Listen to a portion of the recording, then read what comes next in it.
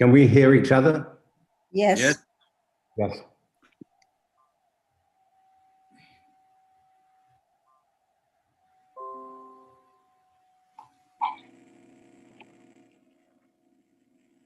Right, Good good morning. morning, everyone. This is the Court of Appeal of Bermuda sitting for the matter of Criminal Appeal number 7 of 2020, Kenneth Williams against Her Majesty the Queen. The representation is Mr. Jerome Lynch, QC, and Ms. Sarah Ann Tucker of Trott & Duncan Limited for Mr. Williams, and Ms. Maria Sofianis of the Office of the Director for Public Prosecutions for the respondent.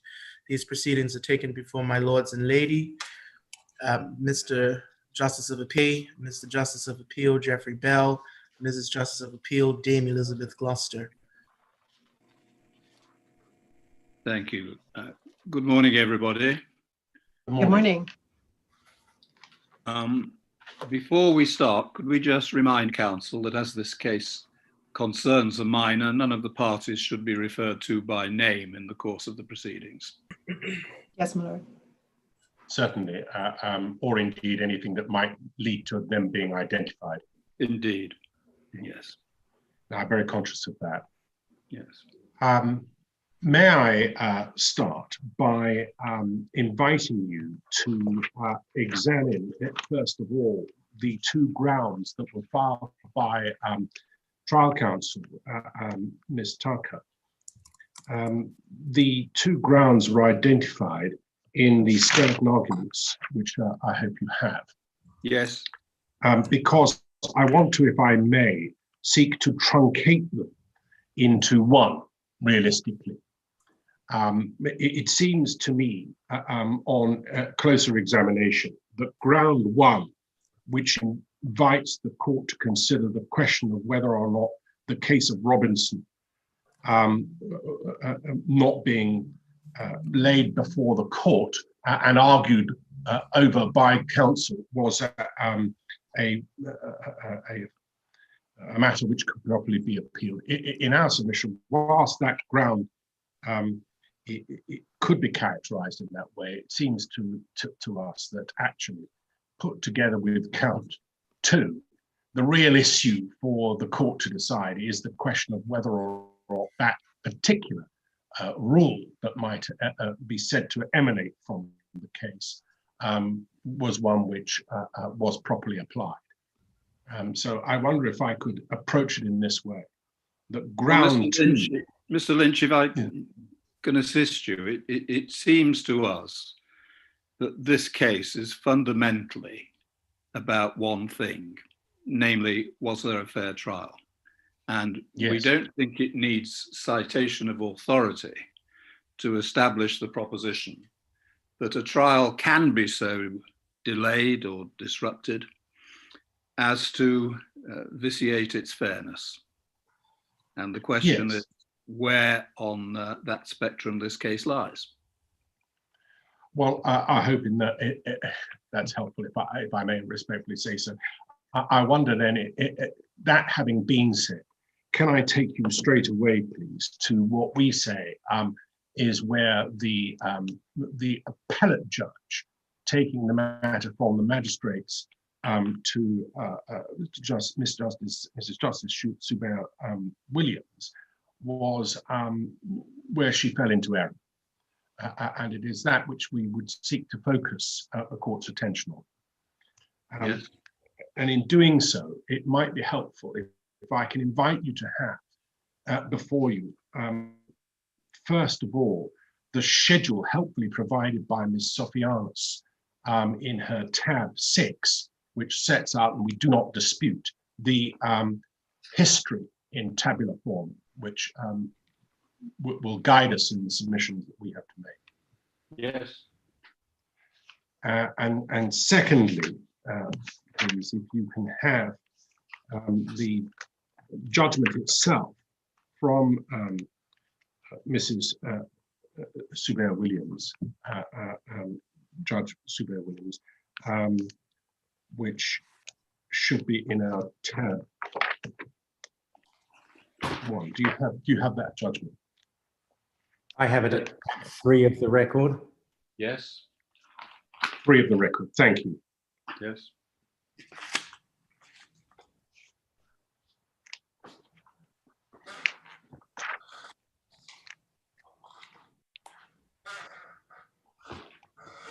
So can I again make clear that there's no complaint is made of the delay in time from when the information was first laid to the start of the trial. So that such delay as might have been identified in our submission is not one which could properly be criticised.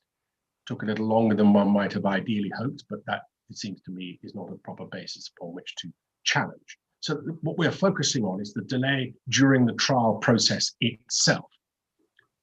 And in dealing with that as an issue, it seems to us that it is worth examining the timetable and how matters develop, because you'll appreciate that the judge, in dealing with the matter, criticizes significantly counsel and the way in which the case proceeded, utilizing that criticism as a basis for, in part at least, justifying the length of time that the trial took. So if I can take you first of all, please, to tab 6, where we start with the trial on the 22nd of August. And the court will see that the trial started following a joinder of information. So this is in the schedule, which then embraced 11 separate counts. On that same day, Ms. Tucker, representing the defendant at the time, served the defense statement, which ran to some 17 pages. And can I say at the moment that was a very comprehensive account of what the defendant was setting out as his case, perhaps rather more detailed than one might normally experience in a case of this kind. But there it was in plain detail. So the Crown opens its case, and the trial began with the examination in chief of the complainant. The next day, when it should have gone to the evidence continuing, there was a delay, as you can see, and the trial could not continue. That's the 23rd and the 24th. Speaking for myself, I'm not sure we need go through the chronology. We have read it and we see what the delays were. Right. Well, and indeed the reasons for them. Right. Well, it's what is plain on the face of it in our submission is that there were, in this first period, that is to say, when the complainant was giving evidence, during that period, there were a significant number of delays which were nothing to do with any of the parties in the case. They were variously described as technical difficulties, the lack of magistrates, there was no courtroom available, and the magistrate was not ready, matters of that kind, which had nothing to do with either of the parties in the case. And why that? Mr. Lynch, both counsel on different occasions had personal difficulties which shouldn't be held against them.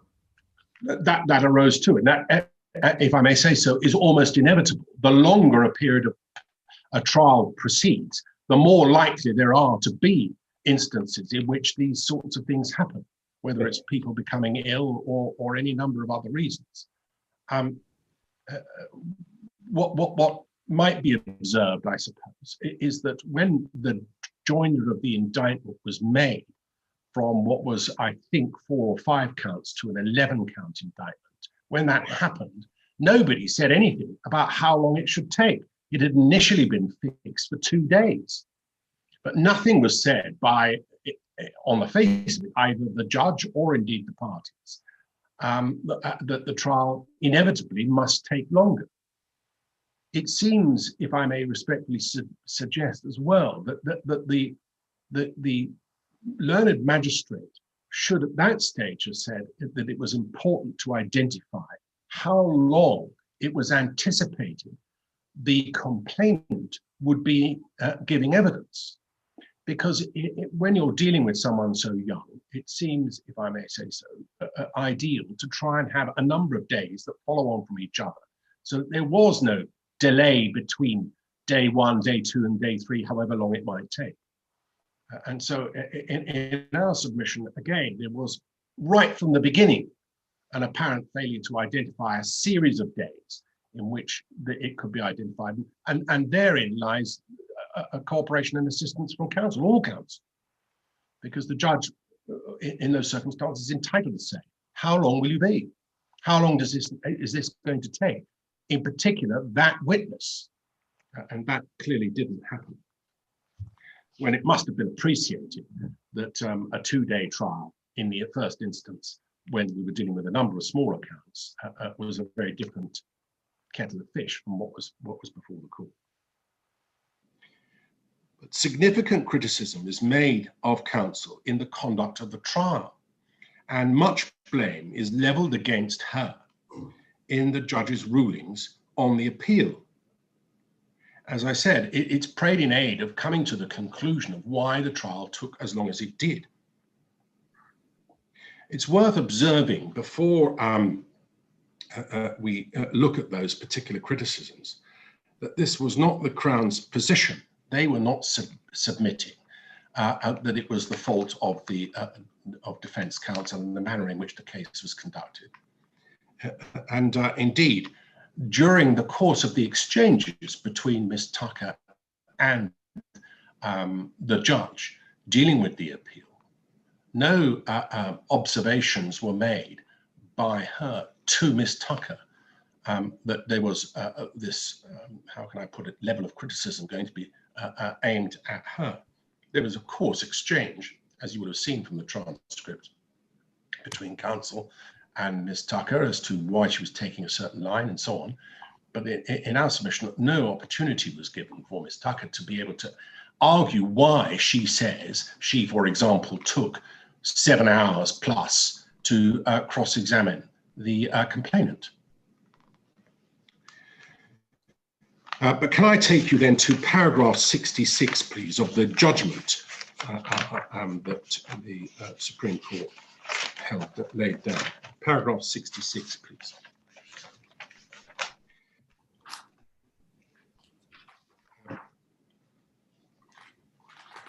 There is stated that the judge says this at the beginning of paragraph 66, which I'll return shortly.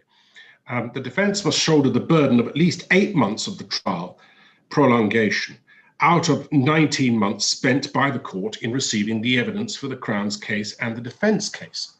And above that, at paragraph 65, is set out the 4 reasons, primary reasons, given by the judge as to why she came to that conclusion. And I would like to, if I may, deal with those and identify why I submit that she got that wrong. And if I can, she said, if I can interject, Mr. Lynch, yes, jumping ahead, but certainly the second one, which is the 3-month period which was said to have been wasted in pursuit of the recusal application, it does seem to me that the large responsibility in relation to that aspect of matters lies with the magistrate.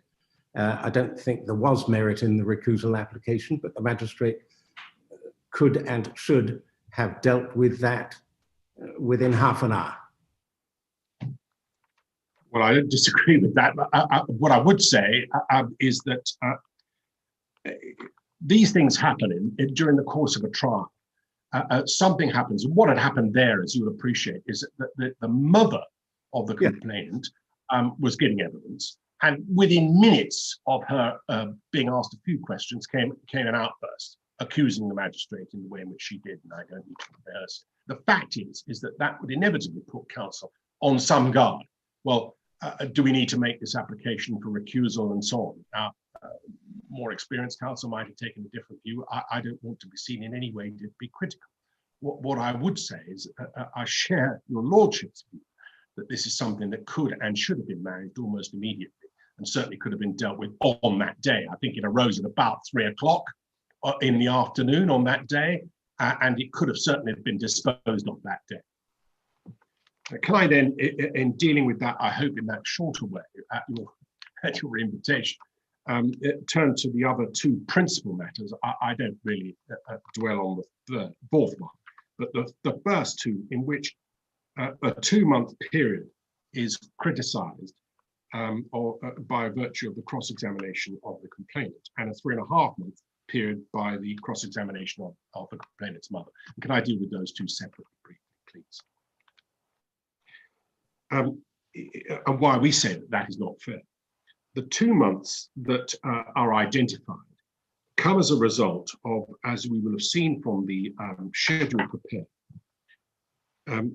the cross-examination on the 23rd, there were technical difficulties. There was only a half an hour or so left on the 24th. And then there were a number of other technical difficulties, and I don't need to rehearse them because, as you've already identified, they're there to be seen. But the net result in the judge's opinion, and I take you to what she said about it. If you go back, please, in the judge's in their judgment at paragraphs 22 and 23 of her judgment, she says this. The video screen evidence was heard between the 22nd of August and the 30th of October. Out of that 10-week period, the complainant's evidence in chief took only 2 days. And then the magistrates notes that the prosecutor asked 404 questions. Some 536 in the next paragraph questions were asked by the defense, and that took some 7.5 hours. And then there was a half an hour of re-examination. 2 months in that period have passed. If, and I don't seek in any way, because what's clear from the judge's analysis of the case is that she spent a very considerable time doing it, and I don't seek to resolve from that for 1 minute. So taking it at its face, if it was indeed 7.5 hours of cross-examination and 3.5 hours or so in chief for a case which involved on its face some 11 separate counts, a variety of other incidents between the 8th of April of 2014 and the 23rd of January of 2016, that would have been disposed of in 2 days sitting, both in chief and cross-examination.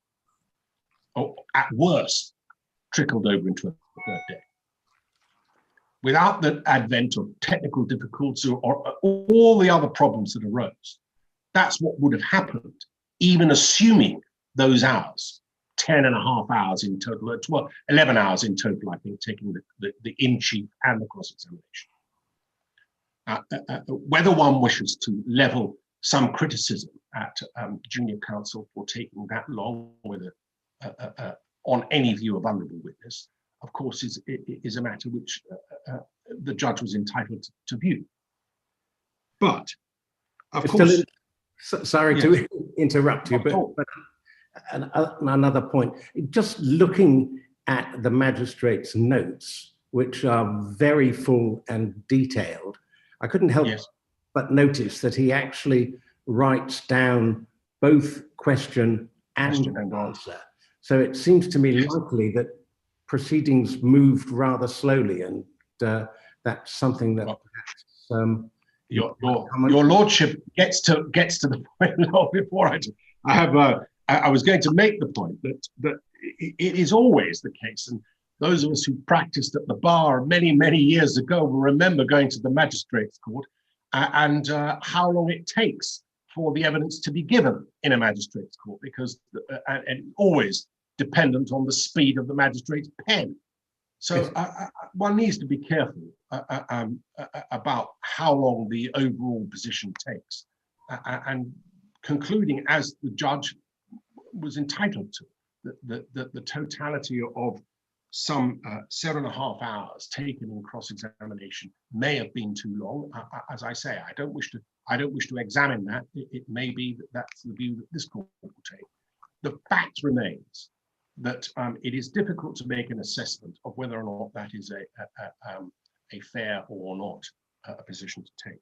Beyond that which I state, that if this had been laid down as a 3 days, let's say, right from the beginning, so this witness's evidence could be given continuously, it would have been done in that time. even on the figures as identified, a total of some 11 hours. It would have been.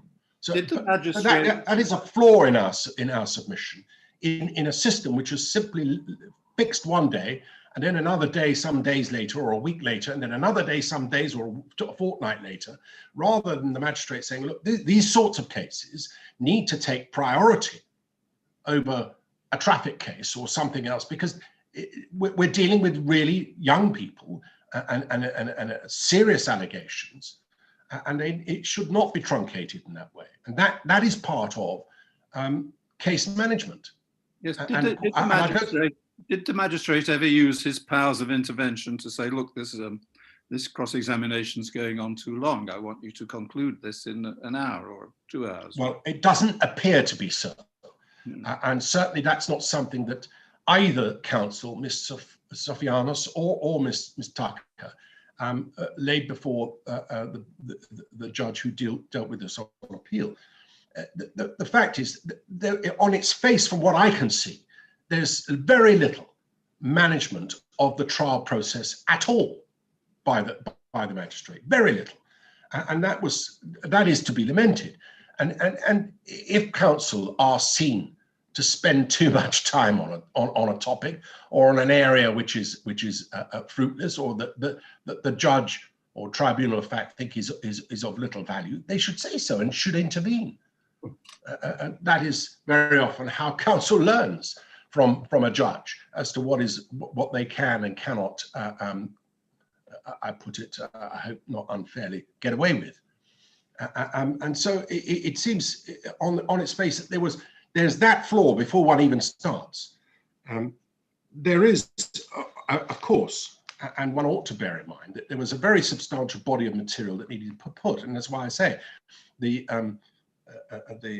very lengthy and detailed defense statement that was provided illustrates the amount of material that needed to be identified and cross-examined as to by Ms. Tucker on behalf of the defendant. And so I simply make the observation that that it is unfair of the appellate judge here to have identified this period of 2 months as being at the door entirely of Ms. Tucker, counsel representing the defendant in that case, when in reality, what should have happened and what one would hope will happen in the future, particularly with cases of this kind, is that there is a block of time taken out straight away. Mr. Lynch, what one sees from the judgment that examination in chief took, I think, 3.5 hours. Well, 3 plus a half an hour in re-examination. Re-examination. Well, as compared against that, 7.5 hours by way of cross-examination doesn't seem to me to be, on the face of it, disproportionate. No, particularly in a case such as this, where there are so many details that need to be put, particularly when the mother's account was such that what was sought to be done was to try, as is part of the forensic exercise, to try to get from one witness something which was going to later be contradicted by the other, particularly where you have recent complaint. So I don't need, I think, to dwell upon that point anymore. But the point I seek to drive home is that laying the blame, as it were, for a 2-month period over which this took at Miss Tucker's door is not, in our respectful submission, a fair way to approach it. Can I take you then to the second matter, which I said I would deal with, which is the cross-examination of mother.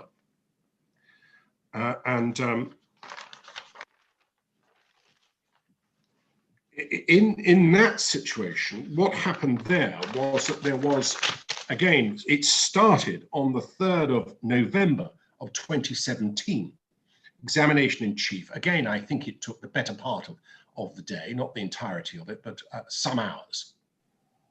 Mr. Lynch, are you going to come back to points such as the attitude of the judge? I mean, I'm just looking at paragraph 40, where in the judge's judgment, the complainant was a vulnerable witness when Ms. Tucker cross-examined her about sexual offences committed on her. Well, the whole point was there was a denial of those sexual offences. They were at most alleged. I mean, are you relying on the judge's sort of approach as well in your notice of appeal? Well, what she says at paragraph 40 and 41 in her judgment is that she is critical of counsel for what she describes as tirelessly and repetitiously cross-examining the complainant. Of course, one could say, well, you put the allegation to the witness and the witness says no, and then you move on. That's not how cross-examination works. One puts it in a certain way, and when the witness disputes it, you then come at it from another angle using other evidence that you've got. And it seems, if I may say so, that whilst on the one hand, one has to always temper what one does with vulnerable witnesses as opposed to the more robust adult, there is a duty on counsel to put their case as comprehensively and as fairly as they can on behalf of their client. Yeah. And was an objection taken by the Crown to cross-examination on previous sexual history? As far as I'm aware, not. But of course, I was not there. I don't see it on any of the documents I have. Ms. Sofianos, I have no doubt, will disabuse us if we've got that wrong. But my understanding is not. And that's particularly important with the cross-examination of the complainant's mother, who in particular was taken to task on matters of that kind. And it would appear uncontradicted by the Crown or indeed the judge. At no point on its face is it apparent that that line of cross-examination was sought to be stopped. There came a point when right at the beginning of her cross-examination, where the judge did ask, well, what's the relevance? Because the mother was making the complaint that she did, that you, the judge, have been involved before with me, and I don't need to develop it beyond that. But the point was that at that stage, Ms. Tucker was asked to explain what is the relevance of this line of cross-examination. She sought to explain that in the way in which she did, as you can see. So whether or not that explanation meets muster is another matter, but there doesn't appear to be any resigning from the explanation given either by Ms. Tucker or indeed any criticism of it from the judge. It seemed to be permitted. So can I, having made that point, come back to Mother, because as I say, she gave evidence on the 3rd of November at some length. No criticism made because she had quite a lot to say. And then there was, following that, a number of days on which cross-examination took place. And again, can I find my note? Yes. Again, whilst one might identify, if one were being particularly critical, a period of time in which one might suggest that it was perhaps longer than it actually needed to be. But one needs to be careful because the evidence in chief, as I understand it, took certainly 3 hours plus. And again, I invite correction from Ms. Sofianos, who was there and who conducted it. But it was substantial. The cross-examination on the 1st of February took about an hour and a half before it came to an end. On the 6th of February, about 2 hours before it came to an end. On the 23rd of February, about an hour and a half. Sorry, you're going a little quickly. 1st of February, an hour and a half. 6th of February, 2 hours. 2 hours. 23rd of February, about an hour and a half. And then the 6th of April, about 2.5 hours. And then it ended on the 15th of May, about 15 minutes. So in total, 2, 4, 6, 8 hours or so. Over 3.5 months. I beg pardon? Over a period of 3.5 3.5 months, yes. And again, what the judge sought to do was to lay to the 3.5 months loss at Miss Tucker's door, which, as I say, even if one is being critical, I don't accept it for a minute, but even if one were to be critical about the length of time that the cross-examination took, on any view, if this had been over a 2-day period, it would have been over. If the block had been given as it should have been for this witness to give her evidence, which must have been difficult on any view for the mother of the child accusing as she does, it seems on its face, again, that this was failed to be properly managed.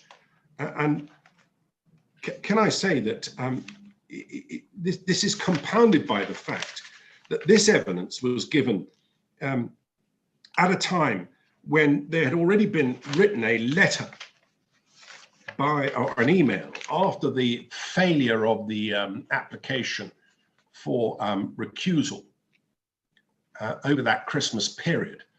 There was a letter sent on the 5th of January in which and indeed the judge identifies it. Let me just find it. Yes, it's a paragraph 46 of her judgment. But the second page, 46, goes over onto the second page. Can I direct your attention to that? Where she quotes the letter, or the email, I should say, that was sent on the 5th of January. And the last few lines you will see, we therefore are seeking it to be set down for approximately 5 more days, full days, in any other available court. And the we there is both Miss Sofianos and Miss Tucker. They had sought to identify at that stage that apparently another 5 days was needed to conclude the trial. Sadly, that didn't happen. What we have that did happen was that in January, it was listed on the 16th of January, when what should have happened on that day, this was the day on which it was said that the judge would make his ruling in relation to the applications made by Ms. Tucker on recusal. But on the 16th of January, they assembled, the court having been advised on the 5th and received, I think, stamped on the 11th, that the case, that matter was being abandoned. What I don't understand, and there doesn't seem to be any indication of why, the witness was not brought on the 16th of January. Why was the witness not brought there for cross-examination to take place on that day, when it had been indicated that the matter was no longer to be pursued in advance of that day? But in any event, there was no witness available on that day, and so it was put off once again to the 1st of February, when the cross-examination of the witness took place. And as I say, that was a day on which some hour and a half or so of cross-examination took place. And again, those of us who remember practice in the magistrates' court will remember only too often how often magistrates have to deal with other matters. And sometimes that means that there is less time in the full day than might otherwise be the case. It is exactly in these sorts of cases that magistrates need to ensure that there is no interruption, that there, short of desperation, no other case should interfere with the progress of a trial such as this. I suppose it might be said that the judge of his own initiative ought to have taken a grip and said, look, we're going to have to find a week when this case can be completed in one go because it's getting out of hand. But you can point to more than that, because he was actually asked to do that. Well, both counsel, if I may say so, both Ms. Sofianos and Ms. Tucker, in what seemed to be a combined email, were saying to the court, look, we need more time. And we suggest a week, please, uninterrupted. I think as put 5 more full days. Yeah. rather than listing it on a day, only to find that there are other problems on that day. And that didn't happen? Was that email ever discussed in court after that? Again, there's nothing on the face of what I've got to indicate that that was the position. We know that it was received by the court. We know that on that day, nothing happened beyond listing it for another day. And of course, what then happens is you get an hour and a half cross-examination. Of course, when cross-examination is broken up in that way, when you come back to it a week later, 2 weeks later, a month later, there is inevitably a bit of recapping to be done. You said this on a previous occasion. Now, let me take you back to that. And I want to ask you now about this. And so you move, yeah, there is inevitably an overlap of cross-examination when it's truncated in that way. And we've all, I dare say, experienced that in our professional lives. So all it does is to actually make the trial longer by virtue of breaking it up in that way. Mr. Lynch, just to go back to this question of Ms. Tucker's email letter of, I think, 5th January, if Yes. you go to 175 of the magistrate's notes, one gets the impression that whilst it was certainly a communication which went to the court, that it didn't actually reach the magistrate. Reach the magistrate, no. And I want to say no surprises there, but I probably best not to, since I have to practice there. the court read Ms. Tucker's letter abandoning her application, and he then adjourned to the 1st of February. So in fairness to the magistrate, in those circumstances, of course, if the magistrate is not told in advance that this is what's happening, he can give no orders. He can give no instruction to those who are responsible. One would have thought, had he been made aware on the 5th, because it came by email, formally stamped on the 11th, so they, on any view, it was by the latest, it should have been in hard copy in his hands on the 11th. He could have said, well, get in touch with the prosecution and the defense and make sure get we the have witness here. Yeah. Yes. I have to say, I'm perplexed as to why those sorts of obvious things don't happen. And one can imagine from the victim's point of view, how awful it must be as well. The witness giving evidence and the mother having to be called in time and again and having to be put off again. She's done another hour, goes off again. I mean, it's simply not an acceptable way, in my respectful submission, for trials to be conducted, particularly when they're sensitive of this kind. And as I say, to as it were, apportion the blame for that on defense counsel, who are, after all, doing a level best to put their client's case forward, it seems, in my respectful submission, to be an unfair way of approaching what was, on any view, a very substantial delay in the ultimate determination of this trial. And I hope that covers the bulk of the points that we seek to make. Some 8 months or so of delay was attributed by the judge to Ms. Tucker, to the defense, as being the cause for the delay. And can I take you next, please, to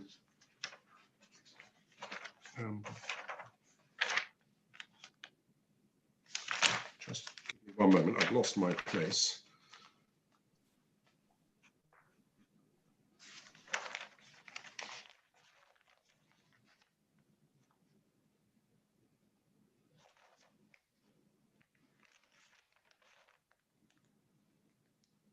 I think we were moving on from paragraph 66 of the judgment. Yes, 67, please. Paragraph 67, she says this, on my assessment of the charges, the relevant evidence and the trial ought to have been so extensively delayed, ought not to have been so extensively delayed. Unavoidably, it must be said that it was the duty of the magistrate to manage the trial, and in this case, he failed to keep sufficient command over the defence's conduct at trial. That being said, the defence must not be permitted to benefit from its own folly. The real question for my consideration is whether the magistrate's final judgment was clear, accurate, despite the trial interruptions, and whether the magistrate fairly determined the issues in question and came to the right result. There are two parts to that. First of all, there is the criticism of counsel and saying you can't benefit from the delays that you've created. And I hope that I've made my position clear in our submissions that we do not accept for a moment that the 8 months of the 2 years that this took can be laid at the door of defence counsel. The second part of that is to rely ultimately, as she did with the evidence being the case being brought to her attention in the way which I know that you are aware of, it coming rather late to Miss Tucker, that there was an important decision having taken place in Bermuda, the case of Robinson.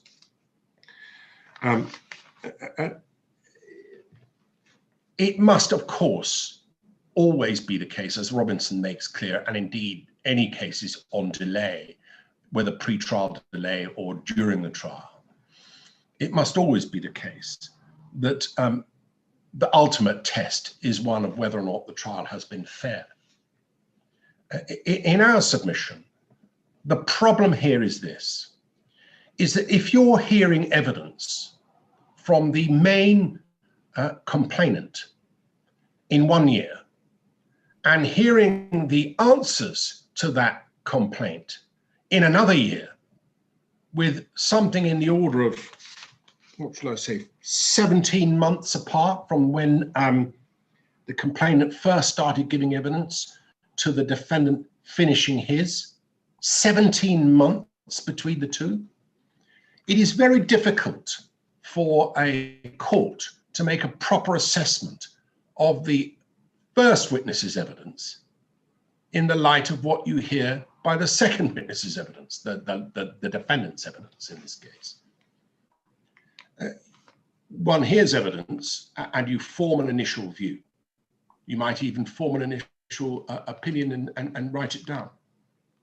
It is only when you've ultimately heard the evidence on the other side and the submissions made by counsel for the other side that you have to revisit your original view. And no matter how copious a note you might have made, and clearly the magistrate here made copious notes of the evidence being given, as has been pointed out by my lord, question and answer. And of course, he came and produced a judgment in due course, which for whatever flaws might be identified in it, was not one which could properly be described as failing in all respects, not at all. What I do say, though, is that whatever one writes in a judgment 2 years after the event is inevitably going to be flawed.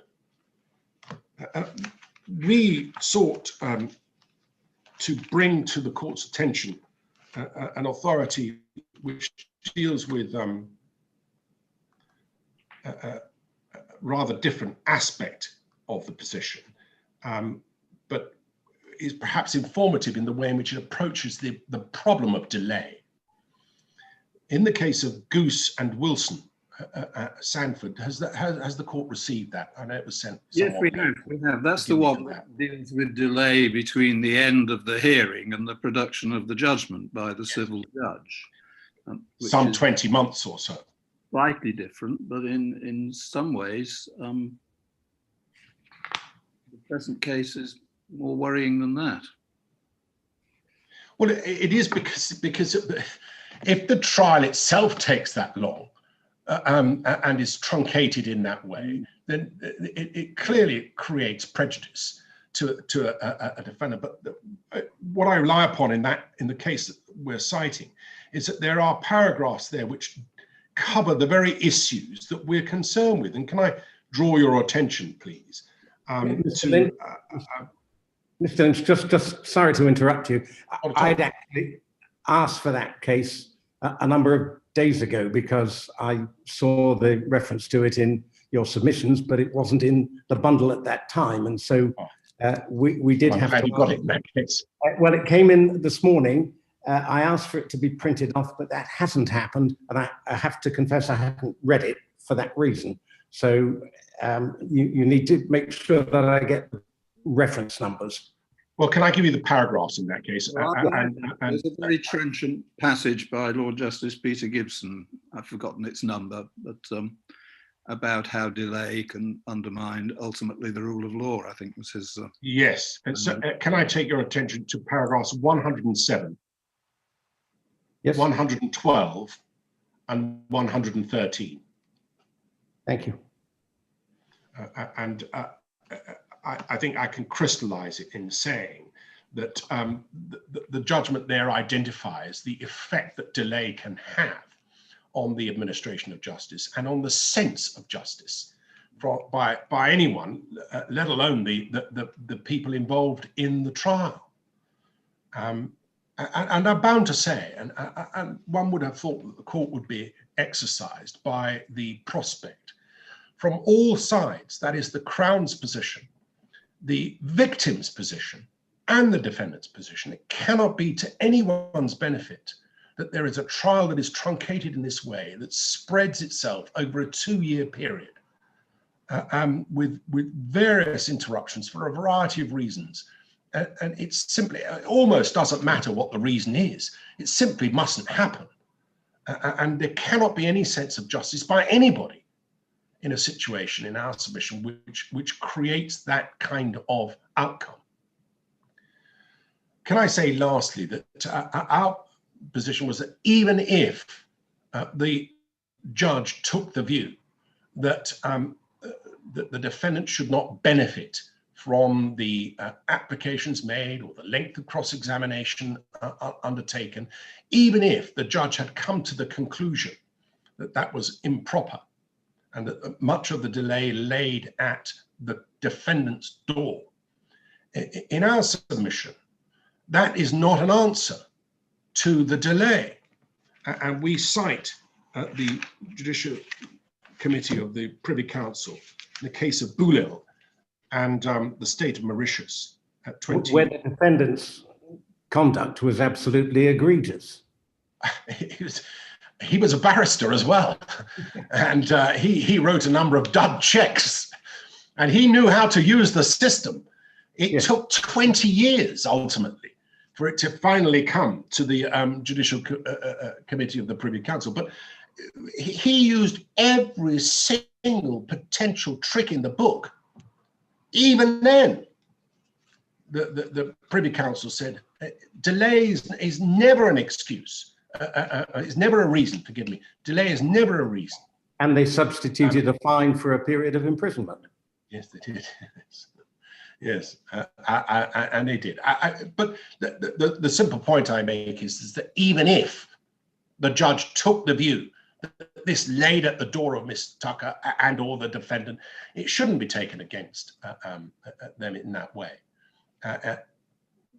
The right to a trial within a reasonable time is a basic cardinal right, which should not be abrogated by technical difficulties, a failure to list the case for a proper period of time, in chunks of time. None of these things should impact on the need to have a trial conducted within a reasonable time. This, on any view, cannot be regarded, in our respectful submission, simply cannot be regarded as reasonable. Those are the submissions that we seek to make, unless there's anything I can assist you. You're right about that. What flows from it? You say that the conviction should be set aside, but yes. What then? Retrial? Well, that, it seems, ought to be left for the Crown to consider. Here is a defendant who's already served some considerable period of time. Has he been in custody, Mr. Lynch? Has he been in custody? Since his conviction. Not before his conviction, since his conviction. I'm not sure if he was, perhaps I can be assisted by those who are here, right. Whether he was incarcerated immediately after conviction. Ms. Tucker, yes, Ms. Sofianos? I can confirm that Mr. Williams was incarcerated on the 15th of May 2018. Following the conviction, and has remained in custody ever since. Yes. Thank you. So he served about half of his sentence, has he? Approximately. And of course, the Crown would want to consider, and indeed the court might want to consider, whether it be right to invite the complainant and her mother to have to give evidence again in the circumstances, and it can't. We would submit that it can't be right to put them through that ordeal if it can properly be avoided. I say properly because obviously there are cases where inevitably it must happen. Yes. But we would submit that this isn't one of those. This appellant has served a substantial period in any event, and there's a real question about whether there's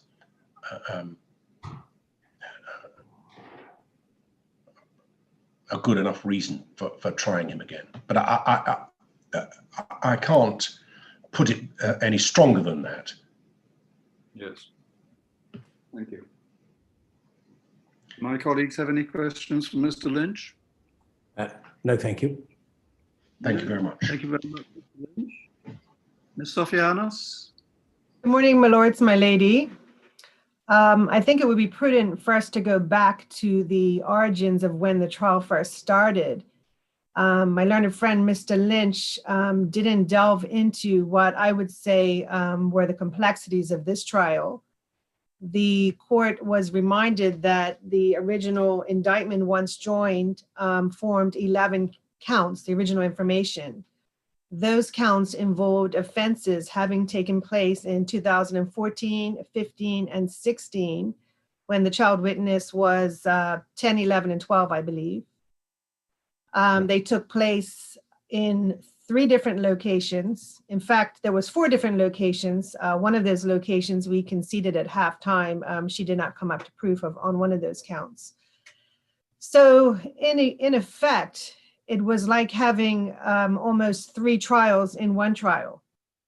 We knew going in that the evidence would be a great deal of evidence. On the first day of trial, my learned friend provided a defense statement, which we heard was 17 pages. I am grateful to my learned friend, Ms. Tucker, who agreed to have the child give evidence over video link via Skype, which was the first time it had been done in this jurisdiction for a criminal trial involving a child. But there were obviously delays because of the technical aspects of the case involving the Skype and other links that were sometimes failed. And on one occasion, the court system was not working at all, and we had to abandon that day. But I would say that notwithstanding there were delays, we have to look at the complexity. We start with looking at the whole time and then move on to the complexity. And having a 17-page defense statement meant that I had to do certain things in my case to have my witnesses speak on some of those points in the defense statement. And my learned friend came very prepared. She came having prepared all of her cross-examination in question form. You can see the amount of questions she asked at some times for the mother and for the child. And there were times when we did say, how much longer are you going to be, Ms. Tucker? How much more time do you need, when it was getting up towards the end of the day? And I was thinking I might get a chance to have re-examination. And sometimes Ms. Tucker would say, I think I can finish today. And then sometimes we would go on to another day. While she, I would say, was somewhat perhaps experienced in dealing with criminal trials, she did come prepared.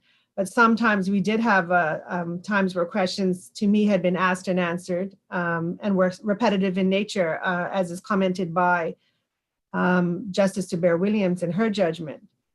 I still cannot move away from our view that there were delays caused. Ms. Tafianis, in relation to that, I mean, if Ms. Tucker were to ask a question which had previously been asked and answered, I would expect you to say that's been asked and answered, Your Yes. Worship, and the magistrate to say, move on, Ms. Tucker.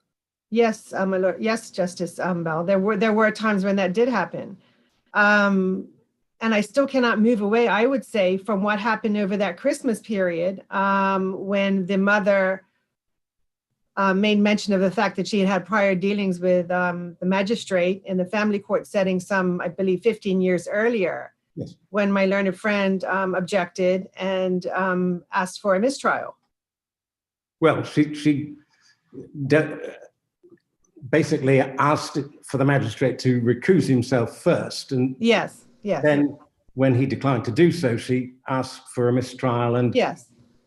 but as I've said before, that, it seems to me, is something that the magistrate ought to have been able to deal with, if not there and then, certainly within the day. There are cases where one might say, right, I'll consider that, and I'll have a ruling for you at 2:30 or. Well, that did happen on the 3rd of November. And when we came back on the 13th of December, Ms. Tucker asked to file written submissions on that date. If you can see on the schedule on page 2, tab 6.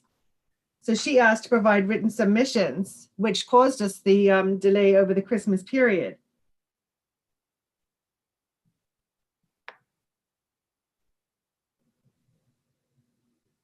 So the court was to provide a written ruling on the 16th of January, and it was in that interim, as discussed earlier, that Ms. Tucker wrote to the court to advise she would be abandoning her application.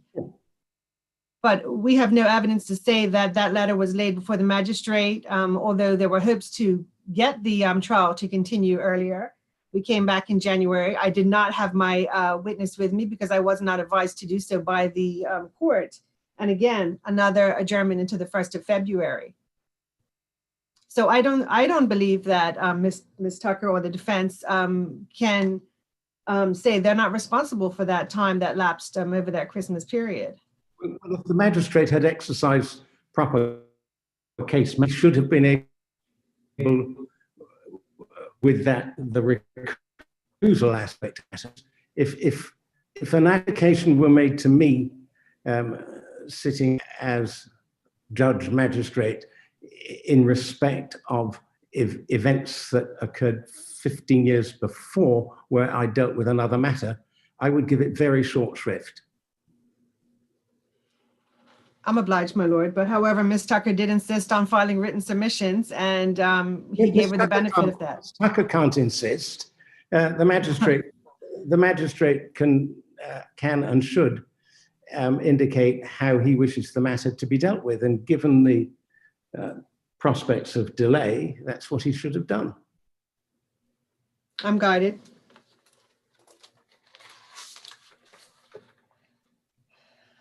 So our position is that, notwithstanding the length of time, we would say there was no unfairness to the defendant. My learned friend, Mr. Lynch, is not finding particular fault with the judgment of the Magistrate Chin. When we look at some of the other cases, we do see that we would say that this case wasn't truncated, in that the appearances were continuous and we appeared almost every month on an ongoing basis. That, with respect, is not continuous. Well, there was not 5-month delays in the hearing of evidence and things like that. But I would say that when we look back at some of the older cases, Magistrate Chin would have had the benefit of the Court Smart system to play back anything, which is a live digital recording of what happens in trial. And as it is stated by everybody, he kept very precise and detailed notes, which are evidenced by the 400 or 500 pages of notes we have before us.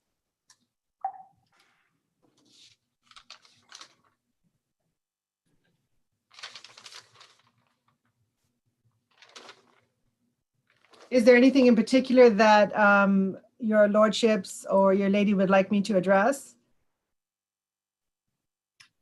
Well, if you've nothing else to say on the question of unfairness. If we were to find unfairness in the trial and accede to Mr. Lynch's submissions, what do you say should follow from that? Well, if the appeal is allowed, I would have to go back and consider whether or not, speaking to my director, whether or not we would move towards a retrial.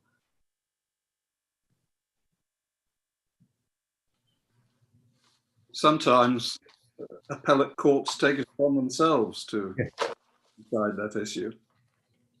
Yes, my Lord President, and I'm in the court's hands if that determination is made. I would say on a whole, I find no fault in the judgment of Justice Subair Williams. She is an experienced judge, an experienced practitioner in these courts. And I find that her judgment is sound. Yep. Okay, anything else? I don't believe so, my lords and my lady. Well, thank you very much indeed. Mr. Lynch, any reply?